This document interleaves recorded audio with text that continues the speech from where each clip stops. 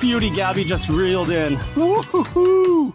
Hey everybody, Jeff here from Clearly Coastal Charters and also West Coast Fishing Tackle Pro Staff. Today, a little different video. Not going to be out fishing the weather. I know it looks beautiful here today, but weather on the outside is too rough to go fishing, so I thought I'd go through some of my salmon gear and setups and what I use out on the water to catch salmon. So I just wanted to say as well that by no means am I an expert, and these are the only setups you need to go with. I know many others have different setups and styles they'd like to fish with, so if you have other ones that I don't mention here that you'd like to comment on, please drop a comment down below and let me know, and others who are watching, what you use to go catch salmon out there on the ocean. All right, so I thought we'd start with the rod and then work our way down the line on what I use and what I don't use. So first off, the rod I use here is the 10-6 mooching rod called the Fury from West Coast Fishing Tackle. Beautiful rod, lots of action on it. You really feel those head shakes when the salmon hit and when you're fighting them. I got it paired here with an Islander TR3. I really love the mooching reels as well. I find it's more back and forth with the fish. You feel that action more. You have to be on your game. You can't just sit there and reel in. Not saying that other styles like level wines and such are wrong or bad, but this is just my preference, and I really love it. So on my TR3, I have a combination of mono and braid. So my top shot, I got about 65 yards of a 60-pound mono, followed by 50-pound braid underneath. I got 500 yards on this. It's a lot, but that's what the TR3 was able to hold when I got it spooled up. I really like this because with that braid, you really feel the fish more. You see the strikes a lot better when they're in the downriggers as well. So it's a lot more reactive on the rod. So you're not going to miss as many strikes with this combo. Guys go straight mono as well. It's personal preference. I just started using it this year with a combination of the mono and the braid, and I'm really liking it. So I'm going to be switching all my rods over to that as well. So what you hook to the rod is different for everybody. Some people like to use flashers. Some people will go no flasher. For me, it depends what I'm using, how many other boats are in the area, maybe how slow it is, that kind of stuff. With lures and spoons, you can go either flasher or flasherless.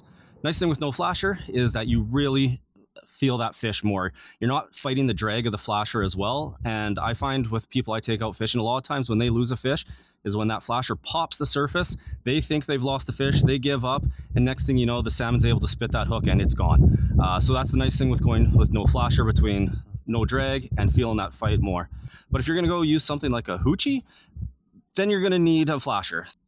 The Hoochie itself doesn't have enough whip or action to go without a flasher. So when you go with those, you're definitely going to want to use a flasher attached to it, and usually a shorter leader as well and a heavier line. So we'll go through those, break them all down. So let's get started.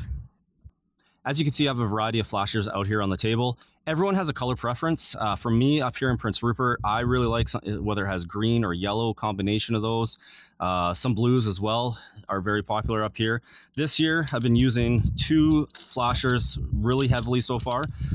This is the Van Herring, and this one is the New Bananas, both from West Coast Fishing Tackle. They've been both working unreal this year, and I've paired up with the matching lures on here. This is the Superhero series from West Coast Fishing Tackle. So this one here is the Banana Man, and this here is the Van Herring as well. So Van Herring and Van Herring combo. So those are the ones I've been using early season here, April and May so far. And I mean, as you can see, the teeth marks, I've only been using it for a month. I'll get it zoomed in there for you. They're just getting slammed by the springs. This combo here, just caught a Tyee a couple days ago, and it was absolutely unreal to watch. Getting a Tyee on a spoon, perfect. Loved it. Absolutely amazing. So when you're using spoons or lures, leader length, that's always a big question. So my preference is what I'm targeting. So early season right now, we don't have any Coho around, it's just springs. And I like to go with about a 60-inch leader. That is my personal preference. I know other guys will go shorter, others will go longer, but that's usually where I'm gonna run. Now when the Coho are coming in, I'm gonna shorten that leader up down to typically around 36 inches. I'm gonna go with that. Not saying that you won't get hits from either species on each one, but if I'm targeting, that's what I'm gonna do. Sometimes if there's both around, I might do one side with a 60-inch leader, the other side with a 36-inch leader, and see which one works best, and then maybe adjust from there. So another thing I want to show you what I do with my lures is this is what it looks like on the side out of the package. So it's got a little bit of a bend to it, kind of bring it in closer there for you. But what I do, give it a bit more action, and now I'm going to get some underwater footage here to show you. This is how I bend mine. Now that gives it a crazy roll, a lot more action to attract the fish in there. Gives a lot more action to attract the fish, and it's going to stand out more than just the standard factory bend there. So try it for yourself. So side by side, there you can see the difference in this is the factory bend here, and this is my personal bend that I put into them. So I just bend it back in the middle down here a bit, bend the front up, and go from there. Let me know if it works for you. I know it's been working for me. See how it goes for yourself. One thing I like to do with my hooks to help reduce the chances of losing the fish, I don't know if I can show it on the camera too well here, but I'll take my pliers, I squeeze this down so it's bent in a bit. I need to squeeze this one back down. It's had a few hits on it. But then what I also do is I bend it to the side. So that gives it just a bit more staying power on the fish. Haven't lost as many fish since I've been using that, and it's been working really well for me. Let's talk flashers and how I choose which flasher I'm going to use for the day. So today I have a mix of cloud and sun. And on sunnier days like this, what I'm going to use, your lot shinier ones here. So colors like these are really going to reflect with the sunlight down in the water, even at the 40 to 60 feet that we fish up here. You're still going to get that big attraction from this flasher doing its big roll. So these flashes here are part of the Electro Mirror Flasher series from Westcoast Fishing Tackle. Not only do they have the bright colors on it, but they also have tinted UV reflective tape. So this is going to give it that glow in the deeper waters as well. With that UV glow, it's going to attract the fish as well. It's going to be giving off a glow down below, and it's going to bring the fish over to you. And it's going to bring the fish over to you, and again, hopefully they check out your bait and they find it attractive and they just slam that. Now in darker days, or if I'm fishing deep, so the days where I'm going to fish deeper or it's a really dark, cloudy day, there's not much sunlight, I'm going to use the Fusion X Glow flashers from Westcoast Fishing Tackle. These ones have the UV glow right inside of them. So it's not just a sticker on these ones, but it's the actual plastic. It's embedded in there. So these are super bright. They glow like crazy. I've seen them in the dark. They can light up a room like a great nightlight. So these are the ones I'm going to use when it's one of those overcast days, no sunlight, or like I said, I'm going to go down deep. Early season here in Prince Rupert, April, May, we get a lot of squid. So I like these turd hoochies from Westcoast Fishing Tackle. They really mimic the colors of the squid. So as I was mentioning before, I use a heavier leader line when I'm fishing then, and a lot shorter. So this here, so I'm looking probably about a 30 to 36 inch leader here. And this is 80-pound mono that I have on here. This gives it a lot more whip, a lot more action in the water. And again, I'm going to show you that, some underwater footage in a bit. Okay, so let's get the kicker fired up. I'm going to show you what I do for when I'm setting up my rods and how that all goes down in the water. Okay, so when I'm getting my rods set up at the start of the day, so I got the flasher hooked up here with a spoon on the end. And for distance behind the boat, I like to go about a boat length behind. So my boat's 27 feet, so 25 to 30 feet is what I like to put that back there for distance behind the boat. So I'll just watch, keep an eye on it as I'm pulling out the line.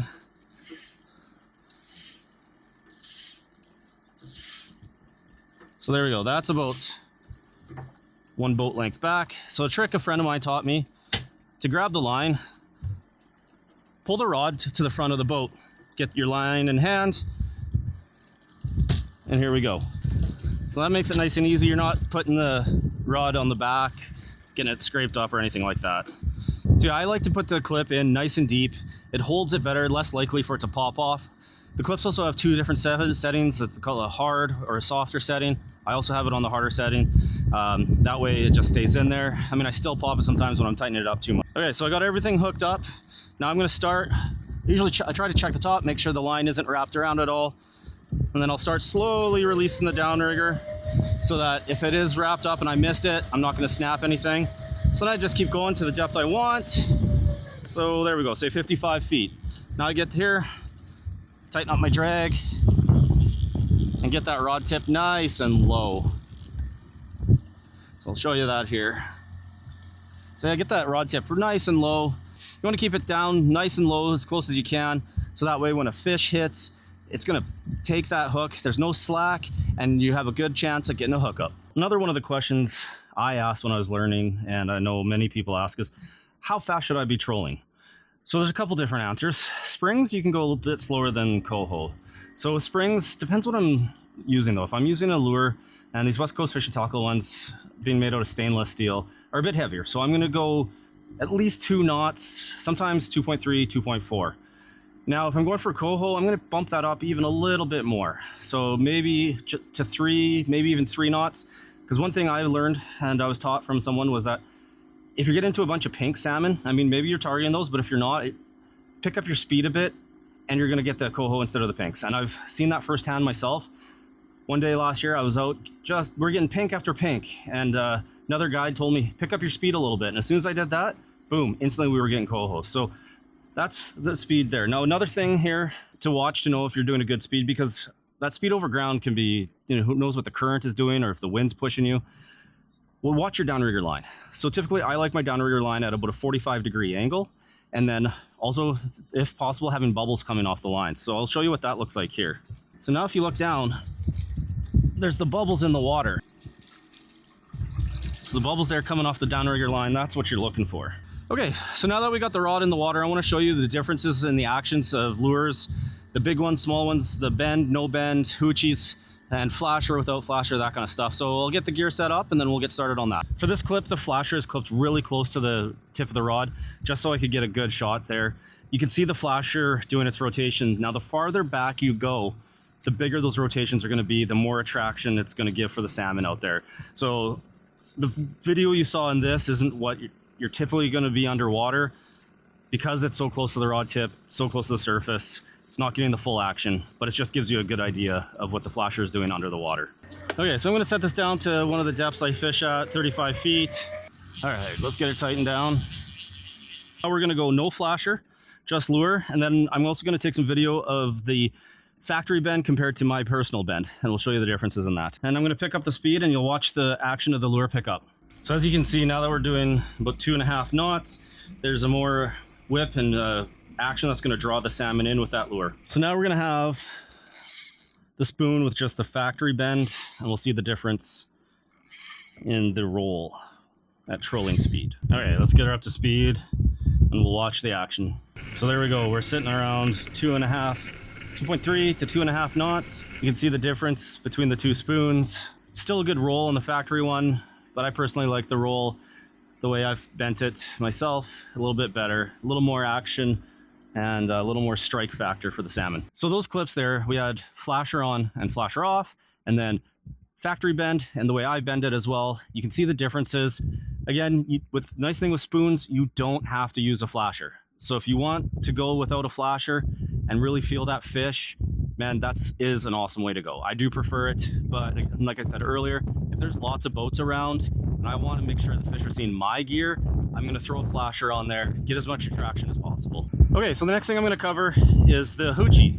First, I'm going to do it with no flasher and show you why you do need the flasher. So the second clip is going to be with flasher. So let's get it in the water and see how it looks without a flasher. Okay, so there we go. Now it's in the water. It's going to have some action, but it's not going to be the action you're going to want. Not the action the salmon are going to be attracted to. Very little movement compared to what you're going to see next when I attach the flasher to it, and it's really going to get that whip to it. And again, with that really heavy duty leader, gives it even more whip than a lighter line, and you're just going to make those fish go crazy and want to bite your line. Okay, so let's drop it down with the flasher and see the difference in the action. So as you can see from the flasher's movement alone, that flasher movement is going to give that Hoochie a lot more whip and a lot more attraction to the salmon that are down that you're trolling for. You're going to get hits with these. I've used them throughout the spring and summer, and I typically have really good luck up here in Prince Rupert with Hoochies. On both springs, Coho, pinks, all of them. They will go for a Hoochie. They absolutely love them. It drives them crazy. There's also a couple other different Hoochies you can use than the turds. So these smaller Hoochies are also from Westcoast Fishing Tackle. The ones you can see here have glow. These are also glow, but it's just more of a white with a glow stripe in there. Any of these also absolutely amazing, especially come Coho season. I'll be throwing these ones on here. So let's go to a bigger spoon now. This is the Big E series from Westcoast Fishing Tackle. These are to mimic more of a herring bait size. So when there's larger bait around, use these. And I mean, the old adage is bigger bait, bigger fish. So we're gonna put these in the water and see the difference between the Superhero series and the Big E series. So I'm also gonna show you the difference between the factory bend and then putting my own bend onto it as well. Okay, so now we'll go with the factory bend. See how that looks. We're gonna pick it up here, get to that 2 to 2.5. And you'll watch as we pick up our speed, the action increase on the spoon. So there you go. Now you can see we're at trolling speed. That spoon's giving some good action, but we're gonna put that bend in it right away and show how much better that action can be. Okay, so there you go. So you can see the bend I've put into it now, and that's compared to the bend out of the packaging. Okay, so we're getting that spoon down. We're already doing 2.5 knots. So now you can see, now that we're at trolling speed, you can see the action difference that I put the bend into it. And we're track those fish to come over and at least check us out and hopefully take a bite at it and get a hit and reel that fish in. So now the other question is, when a fish hits, what do I do? So I've seen all kinds of things, people grabbing it and giving it a huge like snag style set. Well, often you're gonna rip the lips out. So people will be sitting there watching the rods and the rod tip starts doing the dive down, fish is hit, it's on there. And people will just sit there and stare and be like, is that a fish? If you see that, get up over there. What I like to do, I grab it. I'm gonna give it a couple reels to tighten that down and give it a pop. So it comes, if it's not out of the clip, it's gonna come out of that downrigger clip. Now I'm not giving it a huge yank, but I'm giving it just a little bit, set that hook, get it out of the clip. Now with the mooching reels, I like to loosen the drag off a bit so that if the fish wants to run, it can run. We're gonna have that back and forth battle now, and it's gonna be that game between me and the fish and the experience of it. The smiles that I've seen people put on their face when they land that fish, or even when they lose it, but it was a fun fight. That's what it's about. That's why we come out here and do what we do. One other tip that I learned from one of the other West Coast fishing guides was that when he's heading out in the morning, he has his setup on the back deck. Most of the gear we use these days has that UV reflective, whether it's a paint or it's paint built into the lure, the flasher, whatever it might be. So when you're heading out there, even on an overcast day, there's still UV rays coming out. So I'll have them set up like this here. And that way, as I'm heading out to the fishing grounds, they're getting charged up by the sun. Now you can also use a UV flashlight to give these a good charge. And every time you bring that downrigger up, the flasher gets a bit more sun. The spoon gets a bit more sun if it's got UV glow on it as well. And your fish are going to be attracted again that much more. If you'd like to pick up some of the West Coast fishing tackle gear that you saw today or anything else that they have, I put a link down below in the description. You can click there, it takes you straight to the website, or you can go over to westcoastfishingtackle.ca and get some orders in and get out there and catch some fish. So I hope you found this video helpful. And if there's any other tips, ideas that you have that you want to pass out there to myself or others watching, reading these comments, please put them down in the comments. I'm always looking for new ways to improve my fishing game and catch more fish out there. So remember, hit that like and subscribe, and we'll see you out on the water.